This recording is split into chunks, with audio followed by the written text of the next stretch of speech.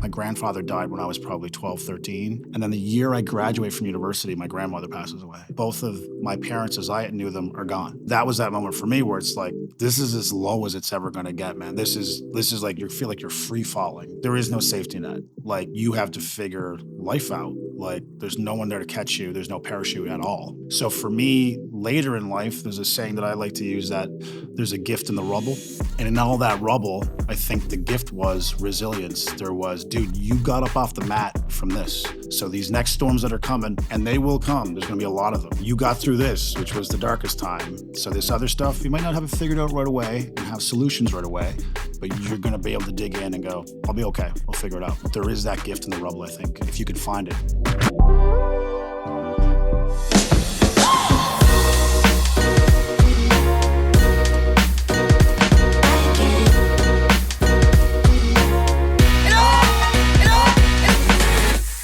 Welcome to the Calgary Sessions. This is episode number 169. I'm your host, Jeff Humphreys. Before I get into it, if you like this one, please share the damn show. I'm trying to get some more exposure around it, so please and thank you.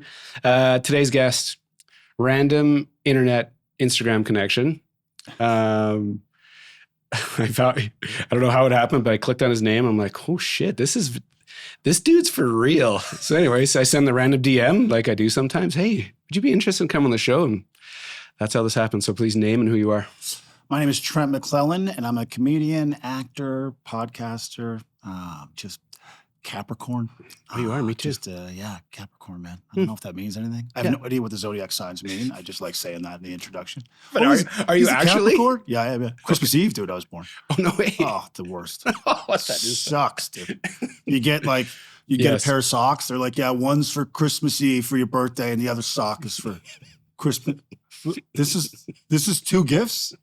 A pair of socks? What did I do? I thought I was a good kid all year. Yeah, you couldn't have a birthday party, right? Who's doing anything on Christmas Eve? Nobody. Everyone's like, well, dude, we can't. So anyway. 168 in, you were the first person, I think, to introduce themselves with their zodiac sign. Well, I like to be different. Just going to give my blood type, social insurance number. I thought that's a little too much information. We'll just go Zodiac. It's that, and when it comes off the cuff like that, sometimes it catches me off guard. I'm like, fuck. Okay, I didn't expect that one. He's I don't know why it's relevant, but he thought he should put it out there. So smooth. Have you seen any of these? Have you seen a full one? Yeah. Okay. Yeah. So you kind of a loose idea of what's about to happen? Yeah. So walk this thing back.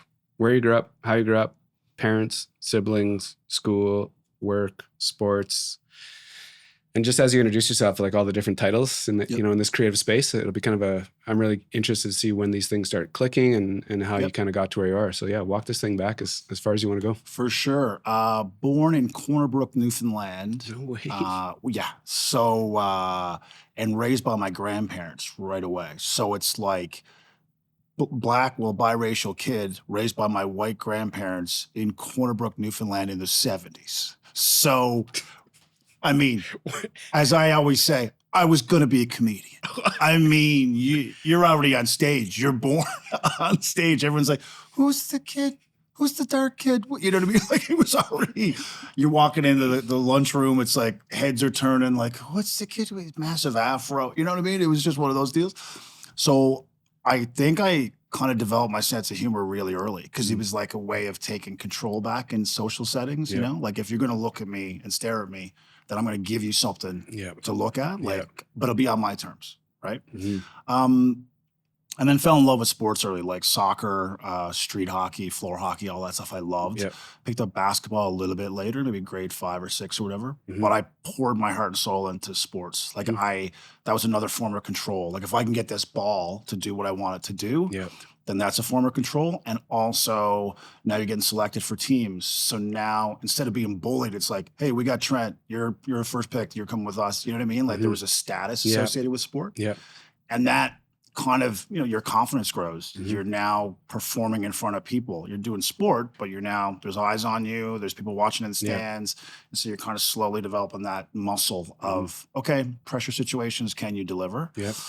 Natural? Were you natural, like athleticism? Did you just have it? I had it. I was like, just like all kids back in the day, man. You were outside all Mhm. day, running around, playing touch football, tackle football. Like you were just active all the time. And I didn't tire. I was like, okay, now what are we going to do? All right, let's play soccer. You know, like it was just one of those things that I didn't have to be told to do it. I just Yeah. loved it. Right. And that's where I met all my friends. You know, you kind of build that network coming up through. Did you But- know, like that social status piece is really interesting. Did you know, you can talk about it now and it makes a lot of sense of taking control. Yeah. Yeah. Did you know what you're doing back then? Or was it just this, it's tough to, when I think about myself, like you did things as a youngster, but it's really tough to understand why, you know, you're just kind of acting out of either rage or like humor or whatever. Like, I don't think I realized in the moment. I Yeah. think you're kind of just doing what feels good. Yeah. It's like this, I enjoy doing this. It's where my curiosity is. So I'll just follow that. You know, I think that's where my head was at the time. Later, like you said, as an adult, I look back and go, oh, that's why I was that way. That's why I leaned into that. That's why that meant so much to me at the time. Yeah. Because it was checking all those boxes. It was giving me a sense of purpose. It was giving me a little bit of status. And so now I realize why it meant so much to me. But in the moment, I think you're just a kid. You're like, I really like soccer. Like I love the feeling. I love like fresh cut grass in the morning. I was like, you know what I mean? It was like, oh man, get the boots on, let's go. Like I'd see a flat patch of grass. I was like, man, that'd be amazing for a soccer game. Like, I was like, why is he looking at this grass? Like, I smell it and touch I just it. loved it. Yeah. It was just one of those things that you had, you know, certain passions, I guess we're kind of all built with. And that was one for me where I just like, man, soccer is just, it's my life. I love it. Yeah. I play hockey with this dude from Corner Brook. Oh, really? Cool. Yeah. So on Fridays, this is a total tangent. Fridays, I play hockey with this group. It's called like the Newfoundland Alberta Hockey League. Right on. They've had the ice every Friday, 12:15 for like 30 plus years. Amazing. One of the dudes that plays on it owns the Garrison Pub.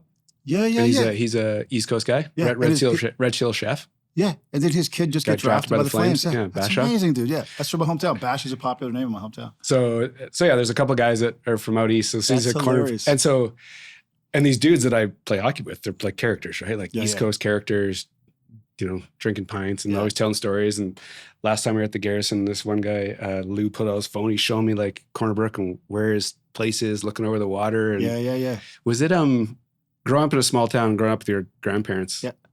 Like super unique, right? Like it's for sure. And Yeah. as you're saying it, I'm like, when's the TV show coming? Because it just sounds like this. Yeah, for sure. Yeah, dude, it was like, you know, people always say, you know, you grow up and wherever love comes from. Like I was very grateful for the fact that my grandparents were like, hey, we're going to take on this role and we're going to do it. But like when you're a kid, you don't want to be different, right? You want to just blend in like everybody else. You don't want to be signaled out from the pack because like that's like, whoa, danger. Like if I'm not part of the pack, then bad things are going to happen. So for me, it's like black kid. My grandparents are white. My grandfather's walking me to school every day. I'm the only person with their grandfather walking them to school. Other people have like their parents dropping them off who are way younger. So I'm taking in all this data all the time. Like, man, my life is totally different than everybody else. Yeah. We also didn't have a lot of money. Like we didn't have a car growing up. Like, because my grandparents were like, they were senior citizens. You know what I mean? They were on like Canada pension, old age pension, you know, like it was a fixed income. Christmas tree was always loaded with gifts. And I was always, you know, I always had everything that I needed. Yeah. But it was like, there wasn't a lot of access, like, you know, and ironically, the first time I was ever on a plane was because I was on a sports team. Like we weren't doing, oh, we're going to go to Florida. I was like, I saw kids come back from Florida. I was like, what's Florida? What are you talking about? How come you're darker than when you left? Where are they going? Is that the moon? Like I had no idea. You know what I mean? It was like, that's another world. So the first time I got selected for like, I think it was like the Newfoundland provincial team, like under 15 or under 17 or something. And we had to get on a plane to go to like Hamilton or something. And I'm like, man, I'm on a plane because I'm not bad at soccer. This is crazy. It's amazing. So it opened doors for me that I otherwise wouldn't have had open, you know? When you were a youngster, was it sport all the time? Was school like just there, just School. I'm sure grandma and grandpa were like, you got to do the thing. Yeah. But I remember too, like just struggling with like math or science, any subject where it was black and white, like it's always this. My mind wasn't built that way. It's like, but who's this Pythagoras guy? And why do we got to know that? Like, what's he? Who is he? What's like, I need to know why I need to know it. It's not enough for you to just tell me to know it. My mind was already that way. I wasn't rebellious in school. Like I was never a troublemaker. I was kind of more of a quieter kid. And I'd be like funny during recess or funny during lunchtime. But school was just a vehicle to play sports. Yep. It was like, oh, we got gym class. Oh, I got soccer practice after this. Like, it's like, I tolerate this other stuff I got to be here to do, but I wanted to play sports. That's what that's what energized me. Right. So those travel teams like that, that all start. Yeah.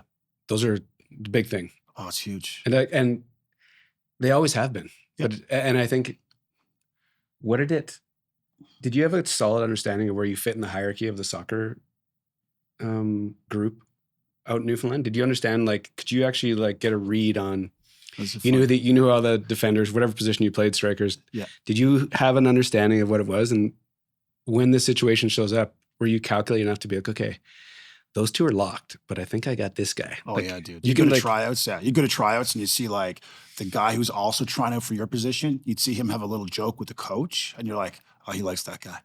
That's his favorite. That's like, I got to work extra hard or I'm going to be cut. Like, it was one of those deals. Soccer was one of those things too, where, you were good in your city and then you find out like you're pretty good in your region. And then you go to the provincial level and you're like, man, I'm pretty good for the provincial level. So then we went to nationals. Our first game was against Ontario. And at this point, dude, like I got a bit of swagger. I'm like, what position did you play?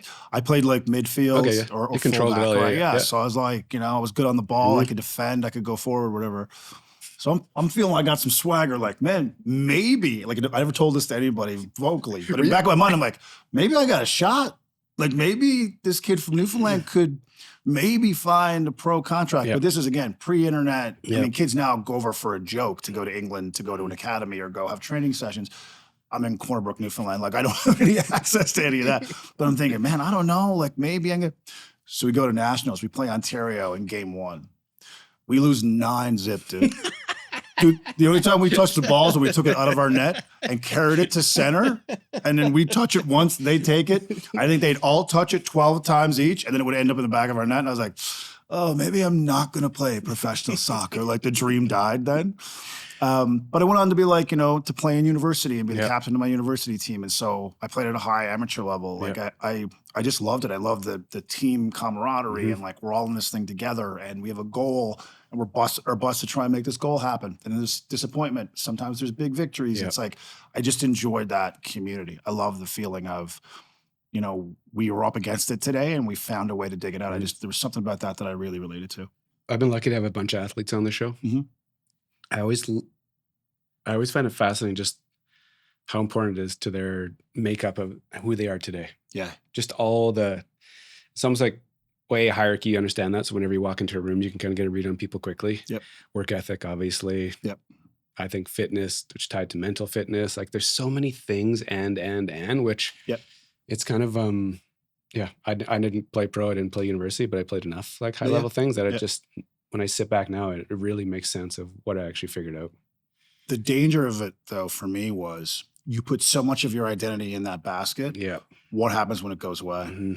Now you got this void. Just this big cavernous hole of like, well, if I'm not a soccer player or a hockey player or a basketball player, then what am I? Yeah. You can see a lot of pro athletes struggle with that, right? Like once they hit retirement or heaven forbid, there's a brutal injury and it's all over. What do we do now? And that, like, they even say with men with mental health, like men, when they lose their job, can tend to go into depression because they associate that with their purpose. Like, that's what I'm supposed to do, is that thing I'm supposed to provide. And then you take that away from me, like, what do I have left? So there's a real danger too, I think, associated with attaching your identity to it in such a deep way. And again, that was something I learned later in life, like obviously I, walked away from soccer and went on to do other things, but there is this void, sometimes when you're transitioning to go like, man, what am I going to do now? Like, who am I? Everyone's known me as this thing. And if I'm not that guy, then what am I? And that can be a hard time for people. It's trauma. Yeah. In sport, usually you're younger, right? And so I find when you deal with that kind of trauma at a young age, it can send you in a tailspin to the very bottom. And that happens. But also, I think it gives you a new perspective. And so the next time when you get fired from the job or there's a breakup or whatever the thing is, like, you've already experienced like the worst trauma. Yes. And everything else. It's still bad, but it's not that. Like. Yeah. Well, I felt that actually, like, when my grandfather died when I was probably 12, 13. And so then it was just me and my grandmother. My aunt moves in with us with her daughter. So we have kind of this blended type family kind of thing. And then the year I graduate from university, my grandmother passes away. So now at like whatever I was, 22, 23, whatever it was, I was like, oh, both of my parents as I knew them are Yeah. gone. Right. Yeah. So that was that moment for me where it's like, this is as low as it's ever going to get, man. Yeah. This is like you feel like you're free falling, like if you've ever lost a parent and heaven forbid both, it's like there is no safety net. Yeah. Like you have to figure life out. Like there's no one there to catch you. There's no parachute at all. So for me, later in life, there's a saying that I like to use that there's a gift in the rubble. Yep. And in all that rubble, I think the gift was resilience. There was, dude, you got up off the mat from this. So these next storms that are coming, and they will come, there's going to be a lot of them. You don't even know what they're going to look like, but you got through this, which was the darkest time. So this other stuff, you might not have it figured out right away and have solutions right away, but you're going to be able to dig in and go, I'll be okay. We'll figure it out. And for some people, that's with sport and that transition. Other people, it's, tragic loss. But there is that gift in the rubble, I think, if you could find it. Like you read my mind.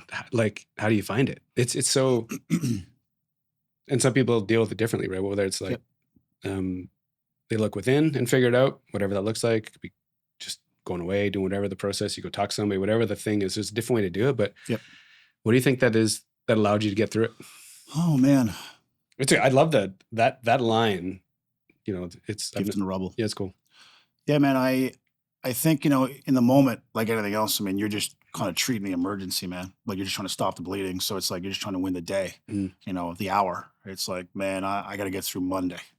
There's no bigger vision of like, I'm going to process this and go into this career of comedy and da-da-da. You're not in any of that. You're just in, man, like I got to figure today out, and you lean on friends and you lean on family. It's self-care. It's like, man, what can I do that's something healthy for me to do? How can I feed my mind in some way or take care of my body in some way? But you also try other things that are negative. Maybe you're drinking a little bit too much. Maybe, you're doing things you shouldn't be doing, but you're just trying to survive in that moment. And hopefully you can stabilize and then go, all right, like, what do I want my life to look like? Hopefully. Right. So it's hard for everybody. And some people don't come out of it. Some people just go into that free fall and, one thing leads to the next and some bad decisions. And now you're bound by those decisions and so on.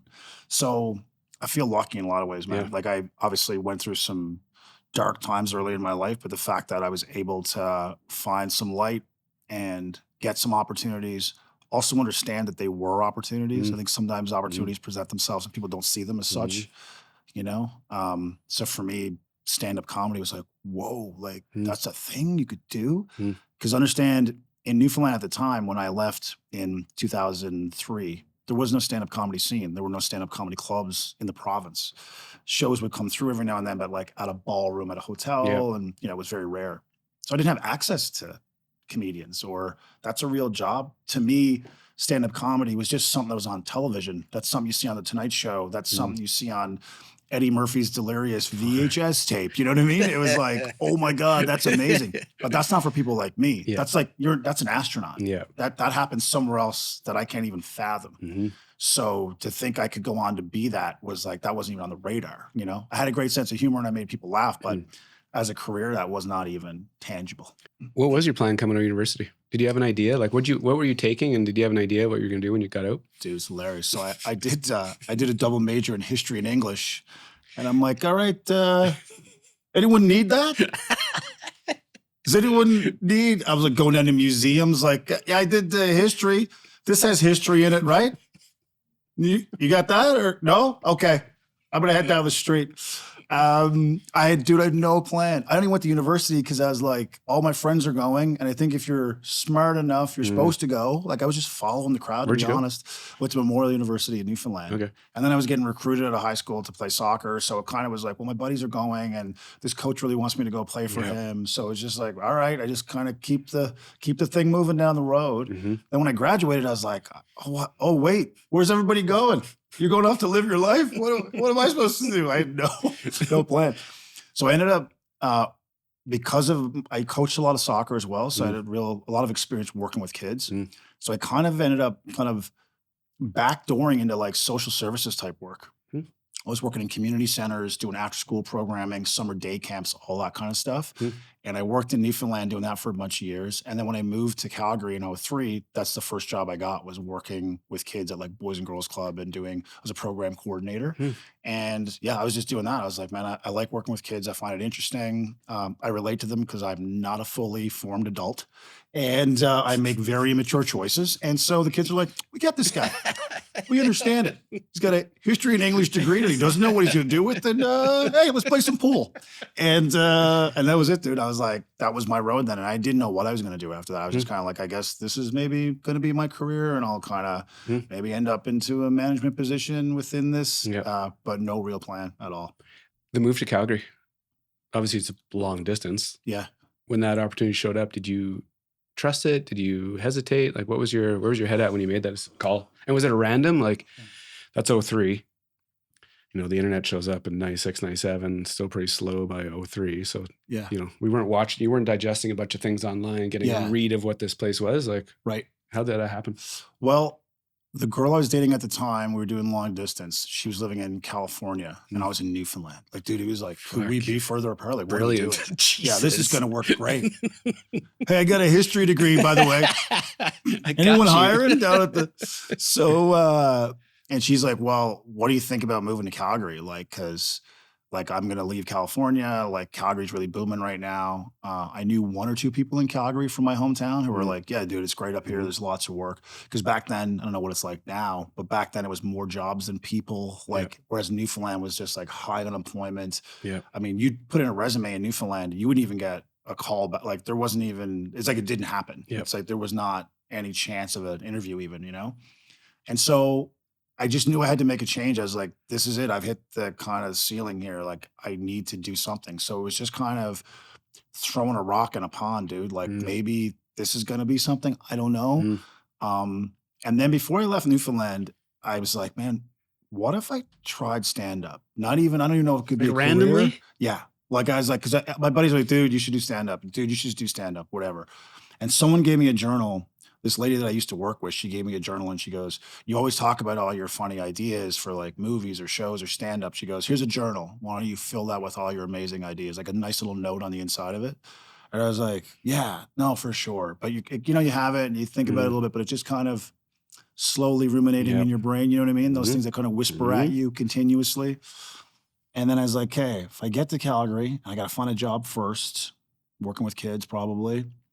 And then maybe if I get myself settled, I'll go to an amateur night, because I found online you can go to a comedy club, anyone can get up. And I was like, well, okay, well, maybe I'll try that. And that was literally, dude, that was as much of a plan as I had. I'd never been on stage before, like doing stand-up. I just was like, I could get a shot at it and we'll see what happens. But I need to get a job first. Were you just like, your energy was just kind of, you're that guy? Like, people thought you were funny, but did you give like, we all kind of know that guy, right? There's always in our friend circles, there's always the funny one. I got a buddy, Ryan, lives in Vancouver. Went to the Playhouse in New York to school. He thinks he's really fucking funny, but he's maybe not. But like, was it just your energy? Were you always quick with one-liners? Were you always like, you're just sharp? Yeah, because I think again that skill developed in my youth, like when I was young. I was like, I got to be able to come back with something quick in case they say something. Get me ready, But I never had a proper creative outlet for it. It wasn't like there was a stand-up comedy club, like I said, in my hometown. So it was just this thing that I kind of, like I said, thought about, but again, never really thinking I could do it. And then I rented this movie once back at a Blockbuster. Do you remember those kids? They're in museums now. Yeah, you used to have to leave your house to go watch a movie at home. Yeah. Oh, you want to watch a movie at home? Everyone get in the car. We're going to drive to another building. Like, that's, people are watching this going, what is he talking about? What are these old guys talking about? Is that an ice cream? So I went to a Blockbuster, dude, and I found this movie. It was called Comedian, Jerry Seinfeld's Comedian. Have you heard of this movie? No. So, dude, this movie was a documentary. It's about Jerry Seinfeld after he leaves Seinfeld, and he has to build a new hour of material. So this camera crew follow him around, going from like club to club in New York City, and him trying to build this new hour of material. there's a B story to it. This other comedian named Orny Adams, who I've worked with, and I've worked with Jerry Seinfeld too, ironically. Like, it's insane to me that it came full circle. And Orny's an up-and-comer who's really, really funny, but he's trying to be where Jerry is, right? He's like, man, I want to have the career you've had. So it's these two stories that are kind of going on at the same time. But dude, what I learned was it's work. Comedians have ideas, premises, but they don't know if they're funny yet. Maybe they make their friends laugh with it. It's like, okay, that's great. Go to a room full of strangers at 8 o'clock on Wednesday and see if you can get strangers to laugh. And I was like, oh, this is a process. Like, you polish this stuff. You try it. Oh, that line didn't work. You rewrite the line or remove that line. You move that line to here. You move that joke behind this joke, and you build this thing 5-minute increments at a time. I was like, oh, like, this is just work. Up to that point, I used to think, oh, you guys are just naturally funny and everything you think of is amazing out of the gate, not realizing like, oh, this is a job like anything else, but it's a job. And I was like, well, I can try that. I have premises. I have some little ideas. So I just go to a comedy club and just see if they work. Is that the thing? It's like, that's what you do repeatedly over and over and over again. I was like, okay. But like the serendipity of finding that movie at a time when I had this thing ruminating for a long time. Dude, it was like literally a manual. I watch it once a year still to this day, just as a little true north grounding thing. Comedian. And I'm like, and then to get to work with him 2 years ago, I was like, what am I doing? What's happening? I don't even understand what's happening. Like, I'm in space. Like, what? How do I get this helmet on? What? I have a history and English degree. What do we do? So, dude, it was, but how many times in life do you get that little, hey, man, like without you knowing, here you go. Here's a manual, kind of, a little compass as to how you want to do the thing you want to do. Amazing. It's fucking mind altering. It blew my doors off. What was your first show in Calgary? Where was it? First show in Calgary was at the old Calgary Yuck Yucks, which is where the Laugh Shop is now. And this is a funny story. So they used to have workshops on Tuesdays. It was amateur night on Tuesdays. And they would have workshops where the headlining comedian would take an hour well before showtime and sit down with all these new amateur comedians and go, all right, let me tell you about the business and how to make ravioli in a coffee pot in a hotel room, okay? Because money's tight, all right? Like all these kind of things. But they would also tell you about the business and how to write jokes. And so, some of them were better than others at it. Others were just there because it was an extra $50, I think, to their week, to do this thing.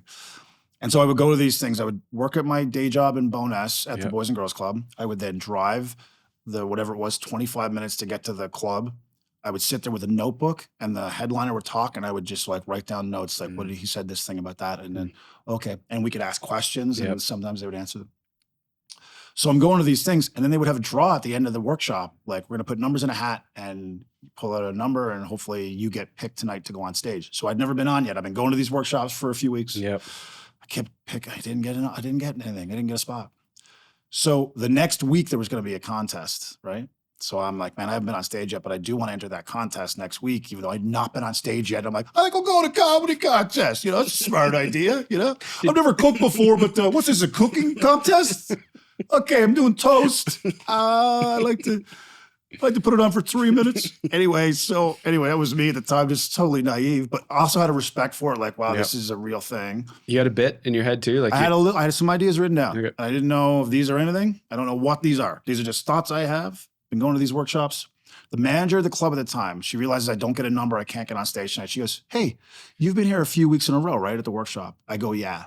She's like, did you want to get up tonight? I know you didn't get a number, but we'll squeeze you on because you want to be in the contest next week. I just think you probably should get on stage first before you went to the contest. So, dude, that night I find out I'm going on stage for the first time. Like, I'm already at the club. So I didn't have all day to prepare and like, okay, tonight's tonight and, lose yourself, mom spaghetti, Eminem, So, you know what I mean? I'm just like, oh, and I think that actually helped me because it didn't allow me to overthink it. It didn't allow me to balk at it and go like, I can't do it. It's like, you're going to go on stage in 60 minutes and do stand-up comedy for the first time ever. And we don't know how that's going to turn out, but it's about to happen. And dude, that moment when you're a comedian for the first time going on stage, when you're in the wings and they go, all right, you guys ready for your next comedian? It's his first time. And it's me they're talking about. And dude, people say, my knees were knocking. That's a real thing. Like, I don't know if you've ever felt that, but like literally my knees were quivering. Like, and I was like, I got to walk 15 feet to get to that mic stand. Dude, it was like, is there a walker here? Can someone push on my back? Like, it was that level of like just nerves and energy and anxiety. And I'm like, I tell people all the time, that 15-foot walk changed my life. But terrified, scared, uncertain, not knowing what the outcome is going to be. There's a bunch of strangers sitting out there with arms folded going, all right, bring them out, you know? And that walk changed my life. Wild. Yeah. It's to this day, it still gives me chills thinking about it. I can feel it when you're talking about it. I can feel like this is something that hasn't left you. No, it's still very real. And I think it still leads to my appreciation for what I do because I remember that guy. Yeah. And I still see it when I see new comedians now and they're like, man, I'm going to go try comedy for the first time. I'm an accountant, but I'm coming to this amateur night. And man, I'm rooting for them so hard because I'm like, you're about to have an experience. Whether you go on to do it professionally or not, it's irrelevant, but you're about to have an experience that you're never going to forget. Yeah. And how often in life do you get to do that, right? So for me to be able to do it professionally for 21, 22 years is like, that's a lottery ticket, dude. That's like, who gets to do that, you know? So amazing. How'd it go? Dude, luckily the first time went really well. I had groundbreaking material like urinal etiquette. Okay, guys, everyone knows you don't use the urinal right next to somebody if there's others available. You know what I mean? But they're laughing at it. And I remember getting my first laugh and it was like just someone plugging a phone back in. Like I just energized like, oh, these strangers get me. Like it's not just my buddies who think I'm funny. This old lady in the back thinks it's funny. And this person here who I've never like, it was just this boost of confidence. And then you start really believing in yourself. So I often think if it hadn't gone well, maybe I never ever go back. But luckily the first one went really well. Walking off that stage, obviously the vivid memory of walking walking off though, and like the drive home and like like how long did it take? Like what did the down look like? I'm still not down. I mean, this is 21 climbing. I haven't slept since. I'm still trying to sleep. Dude, I remember getting off stage and again, you feel bulletproof. You feel like I did it. I did the thing. Now it's only 5 minutes. Any friends there? Nobody? Didn't want any friends there. Yeah, okay. Well, because the way it worked out, I didn't know. I didn't know. Yeah. But also I think it helped me because I didn't have the extra pressure of like, well, your friends are going to be, because I go, if this doesn't go well, I won't tell a soul this happened. It's like, Trent, you ever do that stand-up thing? Nah, it wasn't for me. You know, I got this degree. And so I get home, dude, I'm on a cloud. I'm buzzing. And I call my buddy who was also living in Calgary from Newfoundland. I grew up with him since kindergarten. I go, dude, I did it. He goes, what? I go, I got on stage and I did stand up. He goes, what? No, dude, are you serious? Like he was so excited for me. I go, yeah, dude. And he goes, how did it go? I go, dude, I think they liked it. I think it was good. He goes, what, dude? Like it was that kind of feeling like you found money or something. It was, dude, it was one of the best feelings ever. It's like, I think for anybody in life, man, when you have this thing, maybe it's a dream or just something you want to tackle, and then you actually push through the fear to do it, and the outcome is the outcome you wanted on the other end. Like, I don't know if it gets any better than that, to have those questions answered in real time. It's a very public way to do it. Obviously, stand up like, hey, man, I'm walking a high wire here in front of strangers, but it was one of the coolest moments of my life to this day. It's like, just again, back to your point about you can do hard things. Like you figured it out when both your grandparents passed away and you had to figure out a life and get a job and da-da-da-da-da. All right, can you walk this 15 feet and grab that microphone and share these thoughts that you have? Yeah. And I do think if I hadn't gone through those tough times earlier in my life, that maybe I don't have the resilience to make that walk and to go, yeah, I can do this. I'm going to go for it. So again, gift in a rubble. So what happens after that one? So you still get your full-time gig with the kids? Full-time gig with the kids. Now you must be like lit up and ready to roll. Well, now I'm like, so funniest guy in Calgary. Yeah. Hey, kids, you probably heard of me. They're like, just get the balls out. Just get the basketball. Why is he? No, I don't want an autograph. Kids don't care. They're like, so they're like, so dude, my life then was for 3 years, I would work at the Boys and Girls Club from Monday to Friday. Yep. Friday afternoon or evening, I would get in the car and dude, I was getting sent to like small town Alberta, small town BC, small town Saskatchewan. You're playing Rosedale. That's right. You're there. Guess what? You're in Bonnyville, Alberta the next night, and you got to drive 12 hours from Fernie to get to where, like, that was my life. Sunday, I would come back, go back to work at Boys and Girls Club on Monday. I did that for 3 years. Which obviously I know nothing about you, but a lot of people don't have that context either, right? They see 21 years, they see you operating at a high level. That piece I always find interesting, 3 years of that kind of work. Yep. As we talked about off camera, just like that work ethic, resiliency. Yep. That, like 3 years of that, dude, it sounds like that's a lot. Oh, it was, yeah. I mean, dude, like you're driving through blizzards and snowstorms and like you'd get to these community halls or legions. There's snow on your shoulders. You're like, I almost died 12 times. They're like, you ready? Anyway, you're late. You want some of the cold plates we have? It was just like, I can't. And then you turn around and get in your car and drive to another town or stay at this small little inn where the door doesn't quite lock and there's stains on the, like, it was like, all of it. And I say this to a lot of people, like the amount of comedians who I started with who were as talented or more talented, but just got broken down by the road and the grind of it. And that, wow, that next set didn't change your career. It's like, nope, it didn't. And we're going to do another one that's worse than that tomorrow night. That's just not for everybody. And I think that's what it means. People often think, oh, he has it. And they think it's a talent thing. But I think it is, you have that dog in you that's like, I'm going to do that thing come hell or high water. I will get there and I will deliver to the best of my ability with what I have that day. And that's in anything in life, in entrepreneurship, in stand-up comedy and acting and whatever it is that I have a standard for myself and I want this so bad. I'm willing to do all these things to make that happen. And I don't think you can teach that. Nope. Really don't. Did you have a vision for where you wanted to be? So like 3 years you're doing that kind of lift. Did you have an idea where you wanted to get to? Was there a movie or a TV show? Did you want to be the guy in Vegas? Like, did you have an idea that was like pushing you, or was it just this work ethic, energy, not having a final direction, but you're willing to put the work in to get somewhere? I'll be honest with you. My dream was really small. My dream was literally this. I'll tell you a story that surmises this. I'm driving back from this gig. I'm still opening for other people, like, these experienced headliners. And we're driving back for some terrible gig in the middle of winter. And we're driving back and I go, what are you going to do tomorrow? Because it's Sunday. And I go, what are you going to do tomorrow? He goes, I don't know, man.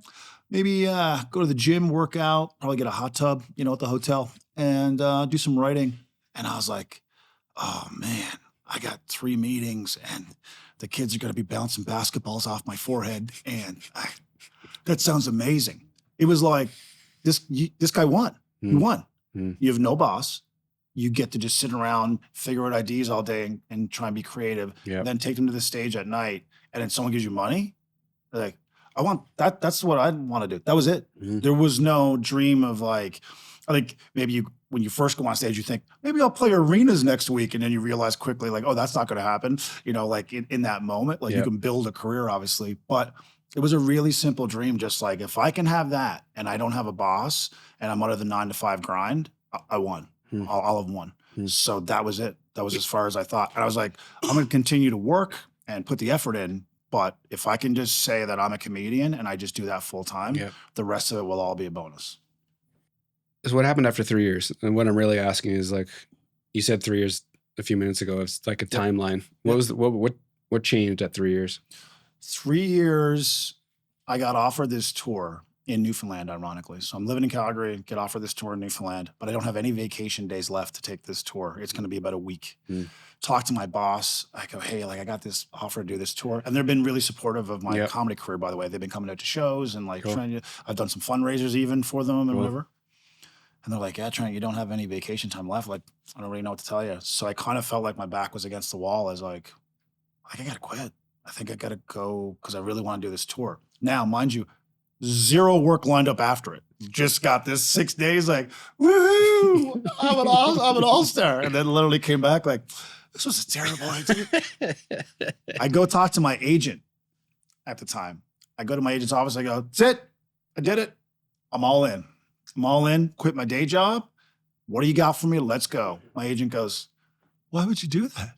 There's no comedy in the summer. We don't book any shows in the summer. Why would you talk to us before you quit your job? And I go, this is not what you want to hear from your agent. You want to hear, we're going to load up your calendar. You're going to work so much. So it was bleak, dude. It was like, oh man, like I made the wrong decision. I just left a job that I liked and people that I liked working with.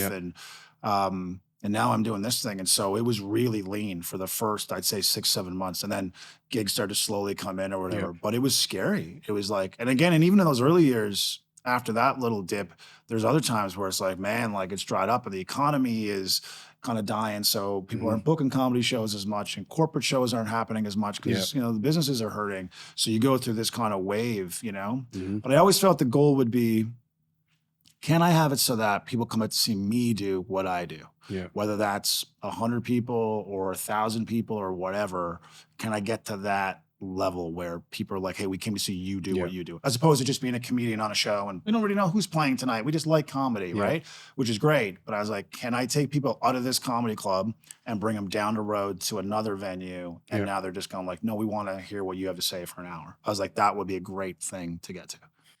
To get to that outcome, was it just work? Yeah. With skill beside it though? Like you can't just work your ass off at something because eventually you might not be good at it. So you might not get there. But those two together, it's vague, right? Like who thinks you're good? I might not think you're funny. Yeah. The guy that's booking you, maybe like it's uncomfortable living that way. Like it's like subjective, right? Totally. And to me, comedy's like the great humbler, right? Because it's like you're saying something roughly every 15 seconds that's trying to elicit laughter. And with it, immediately whether that worked or didn't. Yeah. So to me, one of my greatest skills is not even on the comedic side. It's more just the ability to observe. Right. Like I can observe what something was working and not working. And you have to be brutally honest with yourself. I mean, you could love a bit. You go, man, that's the best thing I've ever written.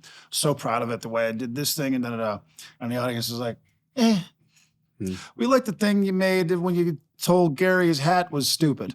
And you're like, that's why, that was nothing. It's like, yeah, that's what we liked. Like you don't get to decide. It's one of those things where they will tell you what they like and don't like. So I think it was just being brutally honest with like, that joke doesn't work, fix it. That line kind of works, but it could be better. Can you make it tighter than it actually is right now?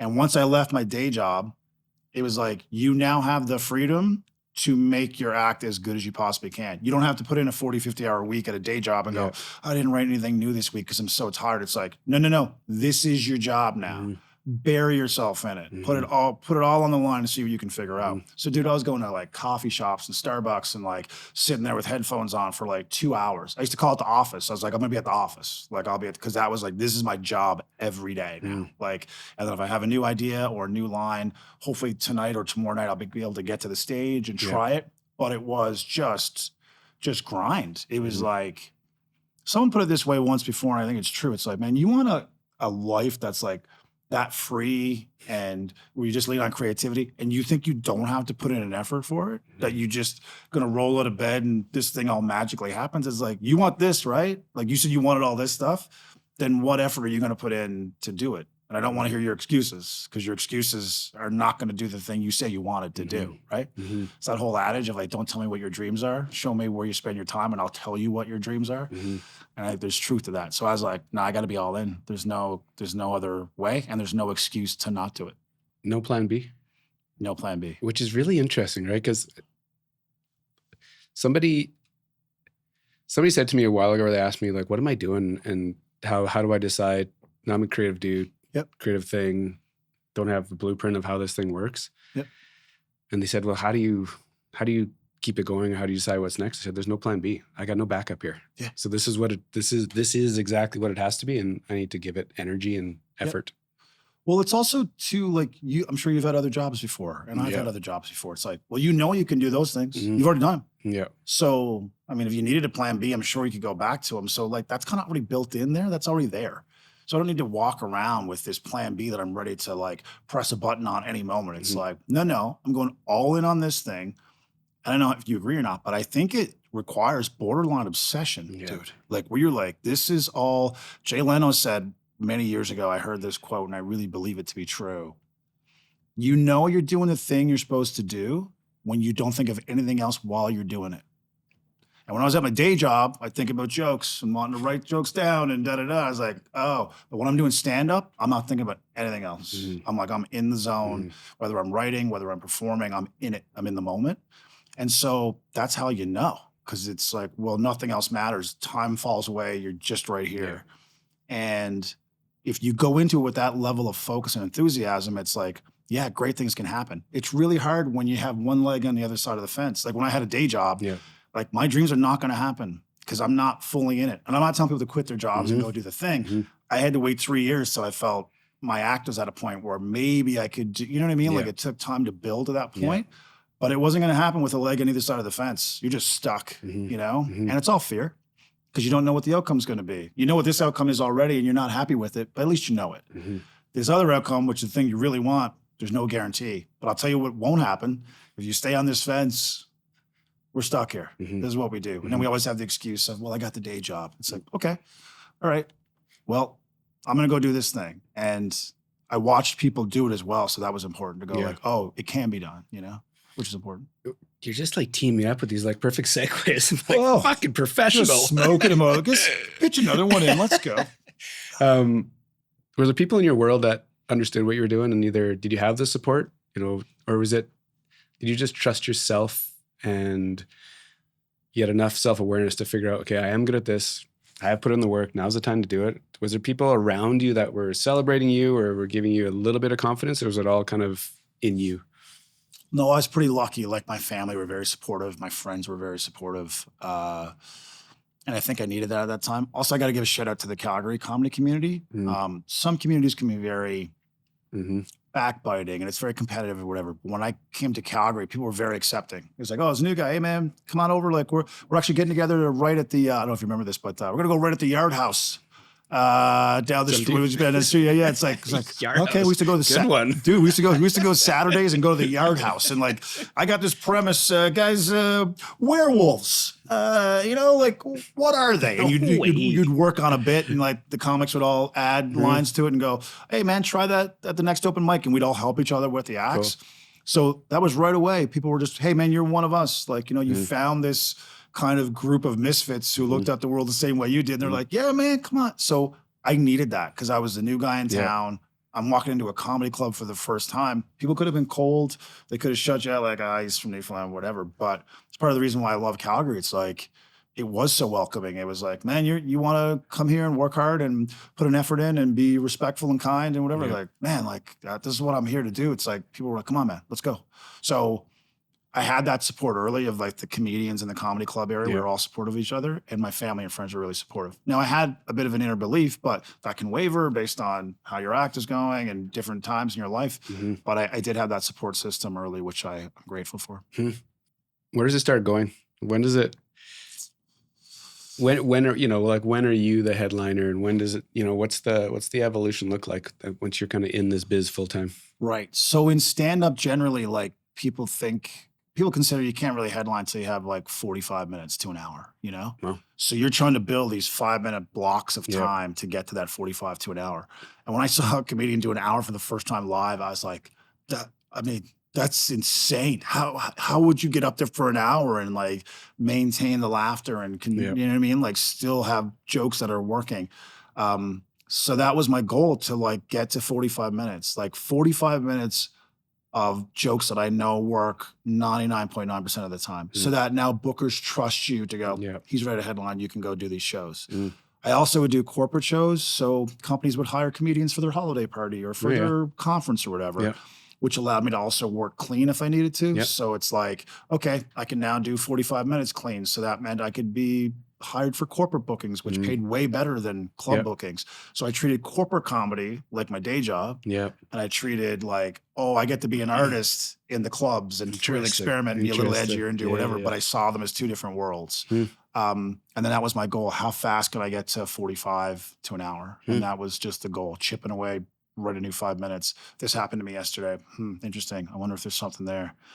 Oh yeah, that guy at the crosswalk. Da da da. Like I just had notebooks, Wow. dude, and legal pads, and like, oh, that idea that could connect to this thing that I wrote 2 years ago that I couldn't find a home for, Mm, and now this thing happened to me yesterday. mm, Actually, this connects to this thing here. Like it was literally pattern recognition mhm. of your thoughts and ideas, and but I loved it. I loved the technical work of doing all that. Mm. Some stuff came to you very quickly, Yeah. obviously, but other things were like, now there's something here. I just don't know what it is yet. I just got to sit with it, and Mm. you and I would do that and just ponder it. So yeah, man, like after a couple of years, it was like I was headlining, you know? So, Hmm. and I was like, man, I'm the last guy on the show. Like my name's on the poster.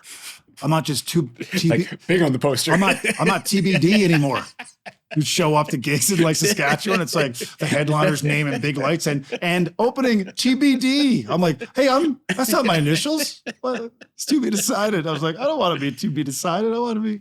So that was just, the goals were just small, man, and incremental. And Mhm. yeah. And then started to like get some festivals. So like, When was this? Like what year are we at ish? So I'm 3 years in, finally go full time. Go eight? I'd say probably, 4 or 5 years. So I'd say probably 08-ish, 09-ish.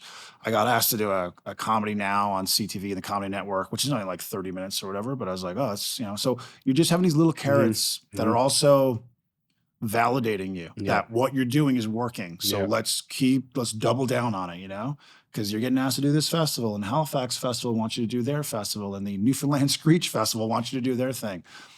And so I started to just kind of slowly build my confidence with that, and like, wow, people are starting to find out who you are, kind of thing. And then, dude, I was like, man, I think I wouldn't mind trying to do some small theaters, right? So my manager at the time, who was a good friend of mine, he goes, we're going to do a show in St. John's in Newfoundland. He goes, what size do you want to do? Like, how big should the venue be? And I was like, I don't know, man, like maybe 100, 200 people. He goes, remember earlier in the year, we said our theme was going to be bigger and bolder? I was like, yeah. He goes, I found a 1,000-seat theater. I think we should do that. And I was like, what are you talking about, dude? What are you talking about? Like 1,000 people? I don't even know if I know 1,000 people. Mm-hmm. And we put it on sale, and then we get to sound check.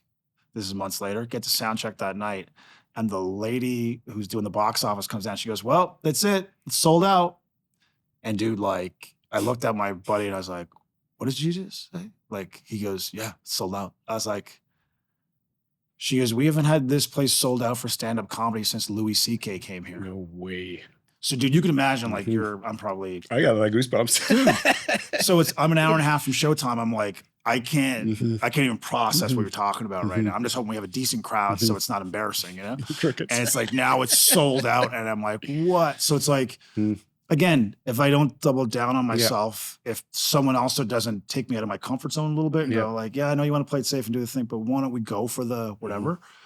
Dude, I'm backstage like, this 1,000 people came to see me do this thing. This is crazy. So it was surreal. And then I knew, okay, all right, like I kind of have something here now. It's like, not that like your career is easy after that. It's just that you realize like, hey, like continue your work. You can build this. This can continue to go in the direction you want it to go. But that was a surreal moment of like, wow, like they're not here to see somebody else. Like they're here to see me do what I do. So unforgettable moments, man. Especially back home, like. Oh, dude.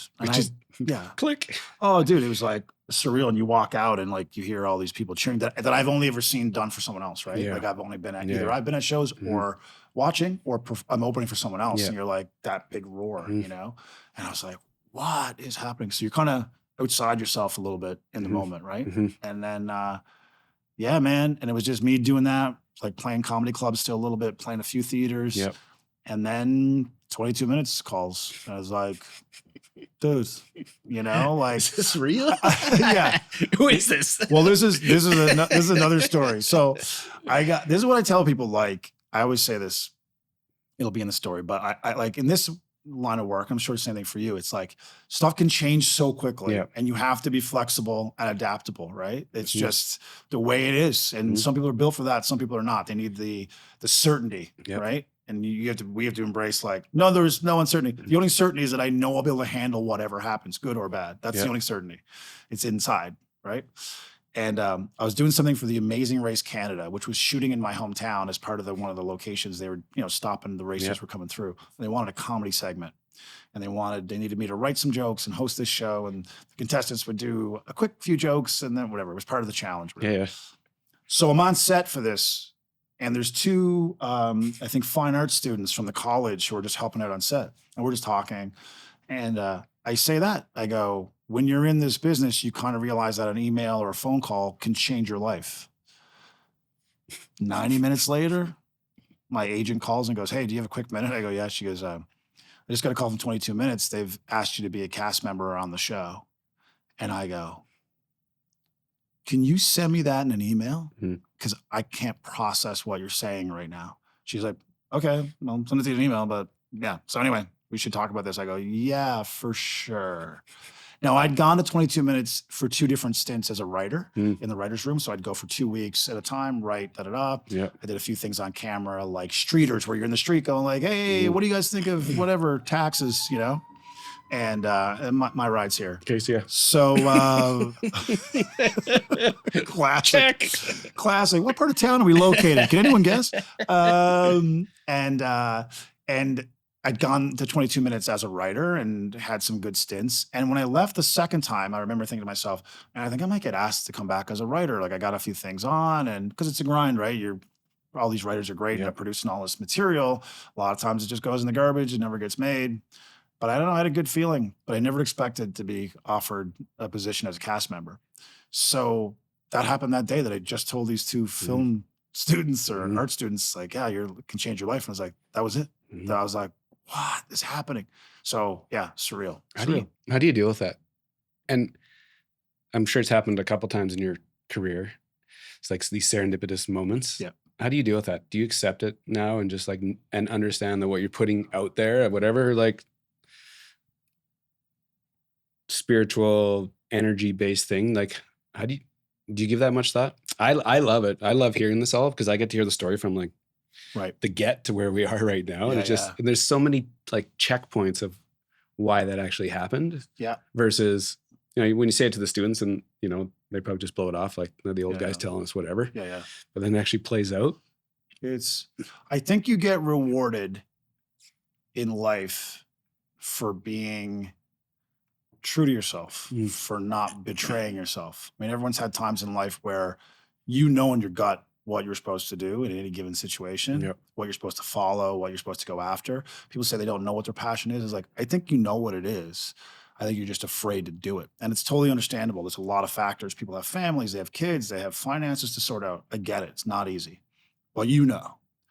And when you listen to it and you double down on it, you get rewarded. Things start happening. I know it sounds cheesy. I know people go like, what's he talking about? Is this the gift? What's happening? Like, but I do believe things get out of your way and opportunities start coming to you when you really double down on what it is you feel like you were meant to do. Yeah. And I think if I don't, again, take that 15-foot walk on stage, none of this happens, man. Like none of this happens. Like 2 years ago, I'm at the Great Outdoors Comedy Festival and I'm working with Seinfeld and I'm side stage, like Jerry Seinfeld's performing over my shoulder in front of 10,000 people. I was just on that stage performing in front of 10,000 people. Like, I watched your documentary about how do you write and he's like, none of it happens unless I take that 15-foot walk. Yeah. None of it, you know? Yeah. And so through the fear and the uncertainty, like, are you willing to push through that? Yeah. It's there. Let's acknowledge it. It's there. But what if you push through it? What's on the other side of that? And that'll change your life. Like I still to this day believe that. So I don't take it for granted. I don't think that necessarily I was deserving of it and like I deserve all this stuff. I'm not saying that at all. But I'm just saying I think human beings quite often get rewarded if they're willing to get out of their own way and go, all right, I'm going to go after this. And look, I don't want to sit here and go, everything's been rosy the whole time. There's been dips in my careers and things that didn't work out and pilots that I pitched that didn't get accepted by a network. Like there's been lots of heartbreak, but the majority of stuff has been positive and it's made me feel like, hey man, your intuition is right. Don't be afraid to listen to it. Double down on it. You don't have all the answers yet. That's okay. Just take the first step. And the second step's going to appear. And then you take the second one. It's like, oh, look at this. This is open. Oh, by the way, so-and-so also is doing something like that. And he'd like to help you. Oh, okay. Like but you got to take that first step. Mhm. And so that's what I think I've learned is just like listen to that intuition and stop trying to mute it all the time. Yeah. To get to that point, do you think it's age that allows you to get there? Age and experiences? So when I think about it, I feel like I kind of hit my stride in my early 40s. Yep. So I started my business when I was 42. I'm 48 now. So this is all recent for me to actually like feel it and trust it. Yep. But I feel like I had a bunch of ups and downs for a lot of years. So now I can really trust my gut intuition. Yep. And I think you're right. I didn't start stand up till I was 30, right? Yep. And it's like I think I needed all those life experiences of like, okay, here's the other world. Do you want to be part of that? And there's nothing wrong with that, by the way. If you want to choose that, then right away, here's what this is going to look like, pretty much. That's there for you. But here's this other world, and I'll show you a little look. I'm going to put a crack in the door. I'm going to show you what's behind this door, potentially. And I was like, I think I like to go through this door here. But I did use so many of the experiences I had from playing sports to coaching to the other jobs that I have.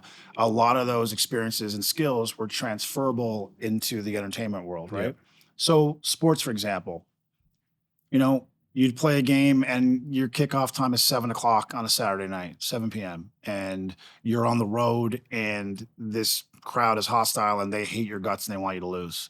And by the way, you didn't sleep great last night and you haven't really eaten much today because you're not feeling great. No one cares. 7 p.m., that whistle's going to blow and it's you against the other guy on your side and you're going to go at it for an hour and a half. And nobody cares that you didn't get any sleep and you travel today. Stand-up comedy is the exact same thing. I paid my money. Bring it. At 8 p.m. when the lights go down, let's go. The travel that was involved with all the sports stuff as well, same thing. Traveling now, getting through blizzards, hotels, airports, flights delayed. Oh, yeah, hotel that can't find your reservation. All the same stuff, dude. Even to the point where when I played soccer players do this a lot, where when you get to the field, the venue, you just walk out on the pitch first to kind of get awareness of like sight lines and how wide the pitch is and what the surface is like. I get to a venue now, if I get there early enough, it's like I walk out on the stage. You want to see how wide it is, how big it is. Oh, wow, what are the lights going to be like? Like all those same things that I go. Now, when I was doing those things back in my other life, I didn't realize it was preparing me for this. But now I've got to take all those things with me, the good and the bad, and go, all right, okay, that works, that doesn't work, But it's all because of this other life that I had. Which is so fascinating because that's how some people can look at you from the outside and be like, oh, it's so seamless, like how you show up and experience the opportunities you have, but there's all this other stuff, like another life essentially that you've built on. I think I find it fascinating. It's one of those things too where I think anybody, man, who's had any level of success in anything they've ever done, like there's so much failure in it. There's so much uncertainty in it. I was told this adage, I'm sure Brad Pitt wants to do certain movies and they're like, Brad, we don't really know if you're Macbeth, Brad. I don't know, I mean, we love you, but it just, we're going to everyone has struggle. Everyone has something that like they're trying to get through a door that won't open. Like that's life. And comedy to me was like, man, you're going to get to go on stage, speak your thoughts in a day and age, by the way, where nobody has time. Their attention span is so short. It's like 2 seconds, scroll, 2 seconds, scroll. So in this day and age, people are going to pay money to go to a room, sit there, put their phones away, not say a word, and listen to every word you have to say and laugh at it. And you get money at the end of it? Sign me up. I'll take. Is that still happening? Is your response available? I'll take that. Like it's amazing that it still is a profession. Like in what I mean, in this time that we're in, that comedy is still a thing. Stand up, go to a room, connect with other human beings is amazing. Do you? And I don't want to put words in your mouth, but your life is kind of rooted in creativity. And it's just whether it's the energy, just all of it. It's very creative, right? It's not black and white. I like to play in this like gray area for my life too. Black and white is traditional and like do this, get that. I'm like very in the gray. It's a mix. It's kind of the creative world. Do you just trust it? Like the ups and downs, do you just trust that, either everything that all the energy and time and who you know and who you are just kind of gets you through the downs and you're just generally going to end up in the right spot? Yeah, I think it's more of a mental health question, I think, really. Because I really started to focus on my mental health maybe about 10 years ago, I guess. Yep. Was going through a rough time, and I was like, man, there's got to be more to life than this. Because even on paper, it seemed like I was crushing it. Like I had people were coming to see me. Yep. It's like, you're the funny guy, da da da, whatever. Was making a little bit of money. It was okay. Yep. But I wasn't happy. I was like, this is not what I want to do. And so I went down this kind of mindfulness journey of like, there's got to be more to this, to life than this. So started reading books, started going to therapy, started like trying to ask those bigger questions. And you start to realize that all this outside stuff is just weather, dude. Yeah.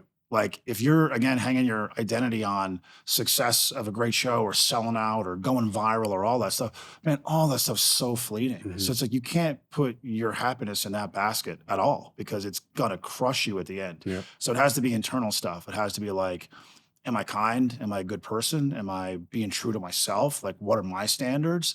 And definitely not a perfect human being, but trying to focus more on that allows me to navigate the weather of a career or life or whatever a lot easier than I would have. Like I do a gratitude practice now as much as I can. I journal as much as I can. Just getting stuff out. Again, going to see a therapist to just talk about some stuff that maybe is ruminating or whatever. It's like, but I think not putting all your joy and happiness in that career that could go away tomorrow or could change drastically tomorrow. It's like, there's got to be something deeper than that. So I'm grateful that I kind of went down that road like maybe a decade ago and started and try to continue to go at it. So does fitness play a part into that world for you? Definitely. Yeah. Exercise, walking, going to the gym. Just, I think you have energy, like creative energy or just physical energy in general that you're supposed to burn, man. And I don't know if it was Liz Gilbert said this, but she goes, unused creative energy is not benign. It will manifest itself. It's like a dog you didn't walk. You didn't walk the creative dog today. Guess what the creative dog's going to do? It's going to chew up the couch, going to chew up your shoes, going to shit on the floor. It's like, you know what I mean? Like, because you got to go walk the dog. So for me, it might be just sitting down, writing, journaling, or it might be, I have this idea, I should just kind of write it out, or even in my phone real quick. Like I'm going to put notes in my phone. Maybe it's reading something about, I don't know, mindfulness or creativity, but like you have to use that creative muscle in some way today. And I've noticed a change in myself when I don't do it. So if I go 4 or 5 days and I haven't done anything and I feel off and I'm impatient and whatever, I'm like, oh man, when was the last time I made anything or even read something? You know, it's that kind of stuff. And I think physical fitness is the same thing. So I play soccer on Thursday nights with a bunch of guys in the neighborhood, and we just get up and go for an hour or whatever, like just for fun. And it's like, it's not overly competitive, but it's a good run, and hitting the ball, whatever, it's great. And going to the gym a couple times a week, and it's like riding my bike, or my fiance and I take the dog to the park all the time, or we ride our bikes together. It's just, there's that outlet of energy, and you need that because it has to go somewhere. So I think all those things together, I find it works for me. It's a good combo for me. It's fun to know it, doesn't it? Oh yeah. Like for you to say all this now. Yeah. It's just like, it's not easy to like accomplish that and make all that fit. Yep.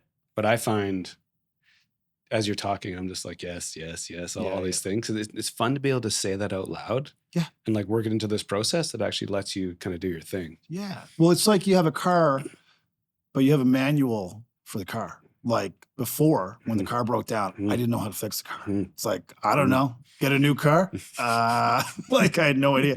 Now I have a manual for myself. I have like, all right, are you drinking enough water? How'd you sleep last night? Did you, hey, you should make an appointment with your therapist. Hey, how about going to the gym? You should call a friend, man. Call a friend you haven't talked to in 6 months because you've been too busy. Like all these lies we feed ourselves, and we make other things a priority as opposed to like, what about you? Like, what about your mental health, your physical health?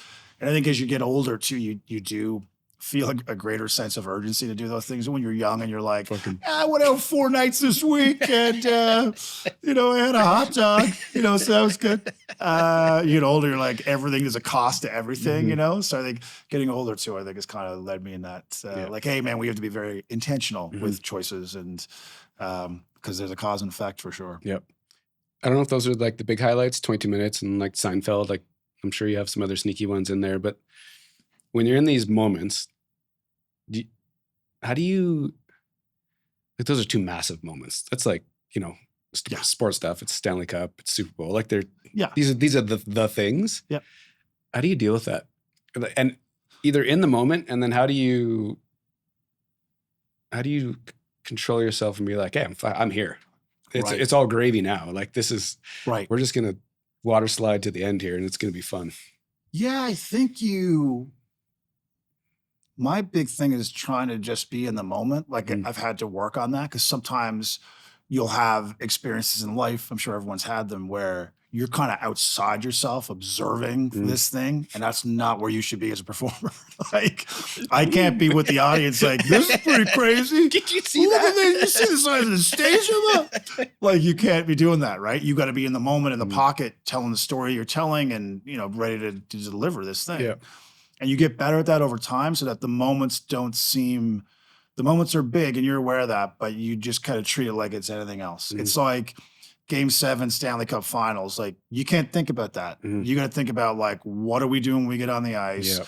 Make sure we get pucks deep. Here's what we're doing on the forecheck. When you're back checking, make sure it's all the detail. Because the moment itself and what is at stake, we can't control any of that. We got to get into the details. So it's trying to stay in the details. That helps me the best. Otherwise, you get caught in the clouds and you're lost, right? Because you're just like, this is a big one, huh? Okay, I got a cat, everybody. Like, just, so it's that ability to focus, I think, and that's where mindfulness helps too. Meditation for me, like, can you just control thought? Can you control and stay in the pocket here right now and do this thing you came to do? And then you ride that wave, and when it's over, you can sit back and go like, wow, that was pretty wild. Like, holy cow, and unpack it. But in the moment, you got to stay in it. You said something earlier at the very beginning was podcasting. Yeah. You have a podcast? Yeah, I have the Trent 30 podcast where it's just me rambling for 30 minutes about random things that come about my mind. And it was something I wanted to do just to give people like updates as to what I had going on. The challenge for me is because I spend half the year in Calgary and half the year in Halifax, that it's just like, it's hard to have like an actual set studio. And like, ideally I would love to have guests. And so it's like, I love conversations like these and playing off each other and learning about the other person and their process. I love that. And podcasting has taught me so much about myself and other people as well. Like, you realize there are so many common threads, no matter what the career is. You're like, dude, that's the same story, just in a different jacket, that this person and this other person and this other person. And you realize, like, oh, we're all part of the same tribe. Like, you kind of went out on a limb to go do these things. People might have thought like, whoa, that's a bit off. What are you doing? And you're like, nah, I got to follow this thing. Like, I have to do this thing. And so you learn you're not alone, because you're like, oh, you think just like I do. Like, there's a bonding to it, right? Did you know what you're getting into when you started podcasting? No, dude. I thought, like, you just get talking to the thing. I mean, who can't talking to the thing? It's like stand-up, right? Like, when stand-up's done well, everyone thinks they can do it. Yeah. Because it's like, oh, you're just up there telling stories. I got stories. Like, I got a voice. And you realize, oh, there's a craft to it. Interviewing people, I found, and 22 help with this too, because you talk to people all the time. The listening piece, as opposed to like always trying to fill in the dead air, like, oh, they're thinking, let me suggest something, as opposed to just, dude, let them finish the thought. So all these things, I'd listen to playback like, oh God, why did I say? So that critical nature as well, just like you wouldn't stand up, like, oh man, why did I use that line? I would do the same thing with the interviews that I was doing in a previous podcast that I have. So you realize they're all different skill sets. Like, I'm sure for you too, you must've been like, I thought I was biting this off, but actually turns out like it's a monster, right? At times. Yeah, it's funny because when you're interviewing people and talking to people, and you're like, oh, we're in this tribe and we're all doing the same thing. That's what I love about this show. Yeah. Because I get to talk to like spectacular humans, and it's like a check and a balance for me. I'm like, oh, I'm like half normal here. Yeah, and this intuition thing is actually a thing. Yep. There's not a class at college. There's not a class in high school that would teach you this. Yep. This is like it's real. Yep. And I think this, when you are in the room and you watch someone be great at what they do, whether you went to watch a concert, a musician, a comedian, an actor, you had a great meal at a restaurant, like, I feel like you're better for it. Like, there's something that transmits. Like, I tell this story all the time, but like, I saw Bill Burr in Calgary about 10 years ago. I was just a guy who bought a ticket, go watch Bill Burr, and he destroys. And I'm like, I'm a better comedian for having been in this room to experience the levels. Mhm. Like that's the level that exists out there in your field. Same thing if you went to an amazing concert, got Yeah. to see Adele last year in Vegas, got to see the Foo Fighters last year. Like I'm going to be better for having seen this. Like I really believe in that transference Yeah. of like, not that I'm going to be ever a great musician or singer, but Yeah. there's electricity there. There's something that goes back and forth. You know what I mean? Like I really, really do believe that. So to me, it's like, I never regret it. I never regret buying a concert ticket, or you take a trip somewhere amazing like that. You come back a different person. And they're so transferable to what you do too. Yeah. How they command the stage, whether it's the breaks, whether it's the cadence, like just. And watching for me as a performer to be in an audience and watch how the audience reacts to certain things, because I don't get to do that as much anymore. So it's like to sit there and watch like what they're laughing at when Burr's on stage, for example, the little side conversations they have after a bit and what they're saying and then how they check out for a second. Like it's all those things that your antenna's taking all this data in the whole time. So, same thing with podcasting. You have a great conversation on a podcast and man, like you're energized. You're like, your cup just filled up. You feel connected. And that's what I love about stand-up, dude. Like the fact that, again, strangers go to a room, sit there. You have people with different backgrounds, raised differently, different religions, different political stripes, different ages. And you sit there and then a comedian walks on stage, says these crazy lines and ends the last line, and you all laugh at the same time. Like, I don't know if there's a greater sense of connection than that. Like we're all in on this thing right now. In this room, we all get it. We're all on the same page. And with all the divisiveness out there right now that we see, it's like, how cool is it that still exists? That we're not all that different. We all understand, even though I'm a black kid from Corner Brook, Newfoundland, and I just said this thing, and you grew up in rural Saskatchewan, and you believe this thing politically, and this person grew up in the city in Edmonton, and they're all laughing at the same time. Like, that's powerful, man. Yeah. Powerful. Do you have an idea where this goes? Do you have a vision of what this creative life, where it goes for you?